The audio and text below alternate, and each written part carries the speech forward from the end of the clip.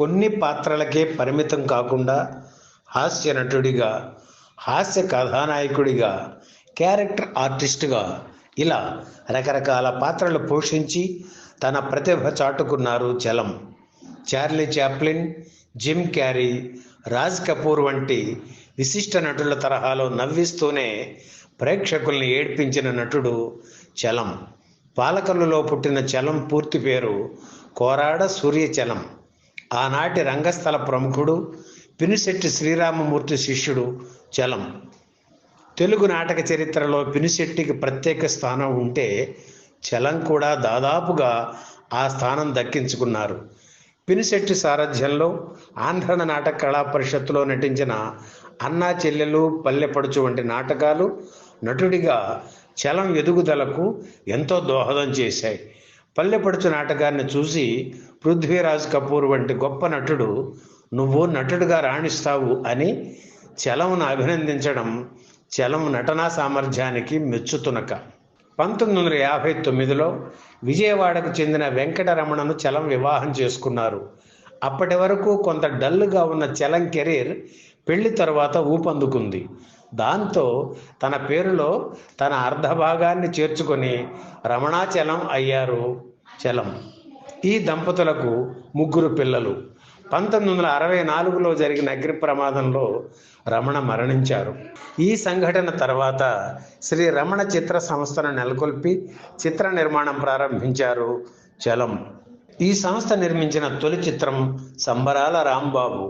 తమిళంలో కె బాలచందర్ రూపొందించిన ఏతిర్ నీచల్ చిత్రం ఆధారంగా రూపొందిన ఈ చిత్రంలో శారద హీరోయిన్, ఎస్వి రంగారావు, చంద్రమోహన్, గుమ్మడి, పద్మనాభం, రేలంగి, సూర్యకాంతం, గీతాంజలి ఇంతమంది ప్రముఖ నటీనటులు చలం మీద అభిమానంతో ఈ చిత్రంలో నటించారు. 1970లో విడుదలైన ఈ చిత్రం హిట్ అవ్వడమే కాదు, నటుడిగా చలంకు ఎంతో మంచి పేరు తెచ్చింది. శ్రీ రమణ చిత్ర పతాకంపై చలం నిర్మించిన చిత్రాలు అన్నీ విభిన్నమైనవే. వేశ్య కులంలో పుట్టిన వారు పెళ్లికి అర్హులే అని చాటుతూ చలం నిర్మించిన మట్టిలో మాణిక్యం చిత్రం అవార్డులు, రివార్డులు పొందింది. ఈ సినిమాలో చలం సరసన నాటి అగ్ర కథానాయకి జమున నటించడం ఆ రోజుల్లో చర్చనీయాంశం అయ్యింది. ఇందులో భానుమతి కీలక పాత్ర పోషించారు. "ఆవిడని పెట్టుకున్నావు, జాగ్రత్త, ఆవిడతో వేగలేవు" అని శ్రేయోభిలాషులు చలాన్ని వారించే ప్రయత్నం చేశారు. "నేను ఖచ్చితంగా ఉంటే ఆవిడ నన్ను ఎందుకు ఇబ్బంది పెడతారు" అని సాహసం చేసి ఆ సినిమా తీశారు చలం. తను నటుడిగా బయట చిత్రాలతో బిజీగా ఉన్నా వీలు చూసుకొని సొంత సినిమా తీసేవారు చలం. ఎన్టీఆర్ నటించిన రాముడు భీముడు చిత్రకథను కాస్త అటు ఇటు మార్చి బుల్లెమ్మ బుల్లోడు చిత్రాన్ని తీశారు చలం. విజయ నిర్మల, విజయలలిత హీరోయిన్లుగా నటించిన ఈ చిత్రంలో కురిసింది వాన నా గుండెలో నా పాట పెద్ద హిట్. ఆ సినిమా అనే కాదు, ఆయన నిర్మించిన సినిమాలన్నీ మ్యూజికల్ హిట్స్. రచయితగా రాజశ్రీ, సంగీత దర్శకుడిగా సత్యం చలం చిత్రాలకు పర్మనెంట్ స్టాఫ్. పాత హిందీ చిత్రాల పాటల రెఫరెన్స్ ఇచ్చి సత్యంతో పాటల కంపోజింగ్ చేయించుకునేవారు చలం. రాముడే దేవుడు, దేవుడమ్మ చిత్రాల్లో టాప్ హీరోయిన్లు వాణిశ్రీ, జయలలిత చలం సరసన నటించడం మరో విశేషం. దేవుడమ్మ చిత్రంలో "ఎక్కడో దూరాన కూర్చున్నావు, ఇక్కడి మా తలరాతలు రాస్తున్నావు", మట్టిలో మాణిక్యం చిత్రంలో "రిమ్జిమ్ రిమ్జిమ్ హైదరాబాద్", తులాభారం చిత్రంలో "రాధకు నీవేర ప్రాణం", తోటరాముడులో "ఓ బంగారు రంగుల చిలక" పాటలు ఇప్పటికీ అలరిస్తూనే ఉన్నాయి. శోభన్ బాబు హీరోగా సన్నాయి అప్పన్న చిత్రాన్ని నిర్మించారు చలం.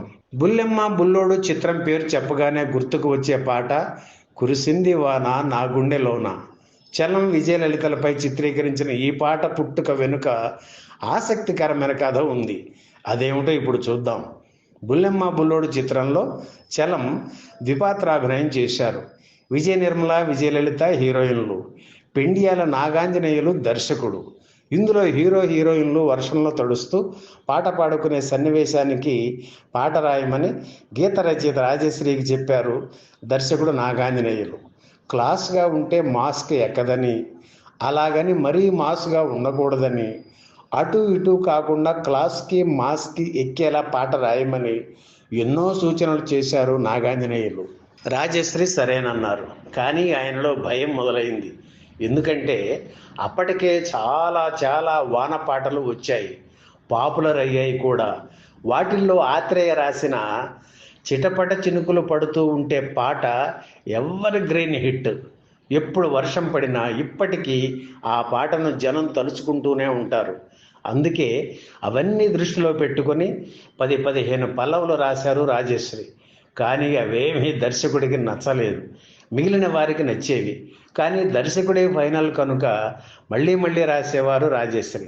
చివరికి నిర్మాత చలంకు కూడా విసుగు పుట్టింది. నీ పల్లవులు అన్నీ బాగున్నాయి, కానీ డైరెక్టర్కి ఎందుకో నచ్చడం లేదు, వాడికి కూడా నచ్చేలా పాట రాస్తే బాగుంటుంది అన్నారు చలం. చలం నాగాంజనేయులు మంచి స్నేహితులు. ఒరే అంటే ఒరే అనుకునే స్నేహం వారిది.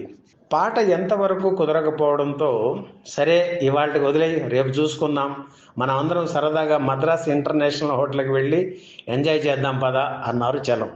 నేను రాను అని రాజశ్రీ అన్నా వినకుండా ఆయన్ని కూడా బలవంతంగా తీసుకెళ్లారు. రాజశ్రీ చలం హోటల్ రూమ్లో కూర్చున్నారు. తీర్థం తీసుకోవడం మొదలుపెట్టారు. తాగుతున్నా కూడా రాజశ్రీ మనసు మాత్రం పాట మీదే ఉంది. ఇంతలో వర్షం మొదలైంది. చేతిలో గ్లాసు కింద పెట్టేసి కిటికీ దగ్గరికి వెళ్ళారు రాజశ్రీ. జోరుగా పడుతున్న వర్షం వంకే చూస్తున్నారు రాజశ్రీ. చలం ఆయన దగ్గరికి వెళ్ళి, ఏంటి మరీ చిన్నపిల్లాళ్ళ వర్షం వంకే చూస్తున్నావు అని అడిగారు. ఈ వర్షం నేల మీద పడుతున్నట్లు లేదు, నా గుండెల మీద పడుతున్నట్లుంది అన్నారు రాజశ్రీ అప్రయత్నంగా. పదప్రయోగం బాగుంది, అదే పల్లవిగా రాస్తే ఇంకా బాగుంటుంది కదా అన్నారు చలం. రాజశ్రీ వెంటనే రిసెప్షన్కి ఫోన్ చేసి రాసుకోవడానికి పేపర్లు పంపమని చెప్పారు. పేపర్లు రాగానే కురిసింది వాన నా గుండెలోన, నీ చూపులే జల్లుగా అనే పల్లవి రాశారు రాజశ్రీ. చలం బాగుందని అనడంతో మిగిలిన పాట పూర్తి చేశారు. వెంటనే ట్యూన్ చేస్తే బాగుంటుందని సంగీత దర్శకుడు సత్యం ఆయన అసిస్టెంట్కు చెప్పి అర్ధరాత్రి 12 గంటలకు ఆఫీస్కు చేరారు చలం రాజశ్రీ. ఆ మర్నాడు దర్శకుడికి పాట వినిపించారు. ట్యూను చాలా స్లోగా ఉందని, బాగోలేదని చెప్పేశారు దర్శకుడు. ఆయన మాట పట్టించుకోకుండా ఆ పాట రికార్డు చేయడమే కాకుండా పిక్చరైజ్ కూడా చేసేశారు. బుల్లెమ్మ బుల్లోడు చిత్రం కాపీ రెడీ అయ్యాక తన శ్రేయోభిలాషులకు పంపిణీదారులకు సినిమా చూపించారు చలం. సినిమా బాగుంది, కానీ కురిసింది వాన పాట మాత్రం బాగోలేదని చెప్పారు. అయినా చలం వినిపించుకోలేదు. మనకి నచ్చింది సినిమాలో ఉంచుదాం, రిలీజ్ అయ్యాక ప్రేక్షకుల స్పందనను బట్టి డిసైడ్ చేద్దాం అన్నారు చలం. 1972 జనవరి 7న బుల్లెమ్మ బుల్లోడు చిత్రం విడుదలైంది. రిలీజ్ రోజున విజయవాడ వెళ్ళారు చలం, రాజశ్రీ, దర్శకుడు నాగాంజనేయులు. లక్ష్మీ టాకీస్లో చిత్రం చూస్తూ కురిసింది వాన పాటకు వస్తున్న స్పందనను చూసి పొంగిపోయారు. తమ జడ్జిమెంట్ కరెక్ట్ అని మురిసిపోయారు. ఈ వీడియో మీకు నచ్చితే లైక్ చేయండి, షేర్ చేయండి, వెంటనే సబ్స్క్రైబ్ కూడా చేయండి.